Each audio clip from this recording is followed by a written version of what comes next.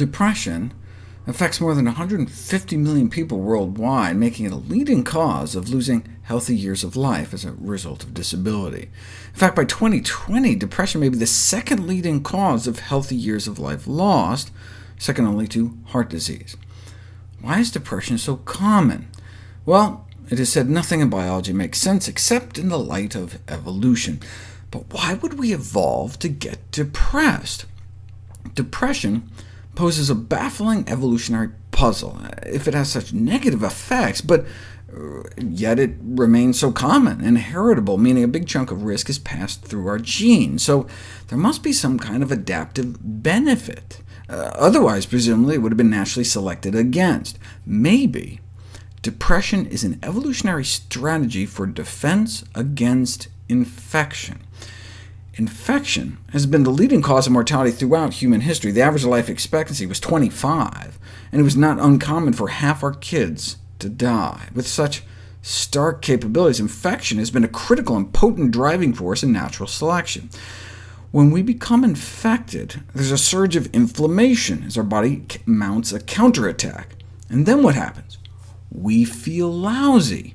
We feel sick, we get weak, tired, slow, and sleepy. We don't want to see anyone, we don't want to do anything. All we want to do is sleep. It's like we're depressed.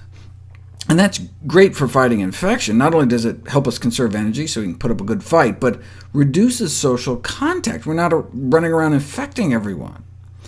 It's the same reason we evolved to think poop doesn't smell good, or decaying flesh. That keeps us safe from infection. In fact, we see this phenomenon with other social animals like honeybees and mole rats, who feel impelled to crawl off and die alone when they get sick, which reduces the risk for the rest of the community. The relationship between mental health and inflammation was first noted in 1887, for which the only psychiatrist ever win the award got a Nobel Prize. But what evidence have we accumulated in the centuries since that inflammation causes depression? Well, people who are depressed have raised inflammatory markers such as C-reactive protein. Inflammatory illnesses are associated with greater rates of major depression. Indeed, that's what's found in a variety of inflammatory conditions, including more kind of benign inflammatory conditions like asthma and allergies. And that's important, suggesting the mood symptoms are not simply feeling bad about having a terrible disease, but maybe directly tied to the inflammation. And most powerfully, you can actually induce depression by inducing inflammation. Like when we give interferon for certain cancers or chronic infections, up to 50% go on to suffer major depression. Even just giving a vaccine can cause enough inflammation to trigger depressive symptoms.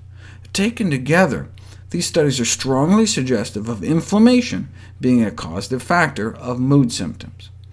So, can an anti-inflammatory diet help prevent depression? We didn't know until about 43,000 women without depression were followed, along with their diets, for about a dozen years to see who became depressed.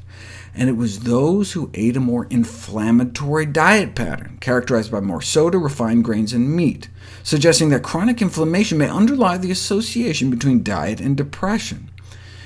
Normally, we think of omega-3s as anti-inflammatory, but they found fish to be pro-inflammatory, associated with increased C-reactive protein levels, consistent with recent findings that omega-3s don't seem to help with either depression or inflammation. The most anti-inflammatory diet is plant-based, which can cut C-reactive protein levels by 30% within 2 weeks, perhaps because of the anti-inflammatory properties of antioxidants. I've talked about this before, but never really explained why antioxidants are anti-inflammatory.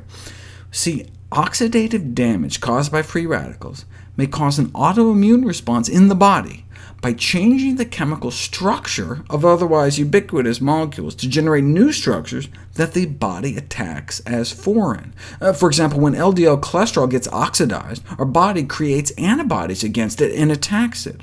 And so clinical depression can be accompanied by increased oxidative stress and the autoimmune inflammatory response it creates. Free radicals lead to autoimmune inflammation. Where else does inflammation come from in our diet?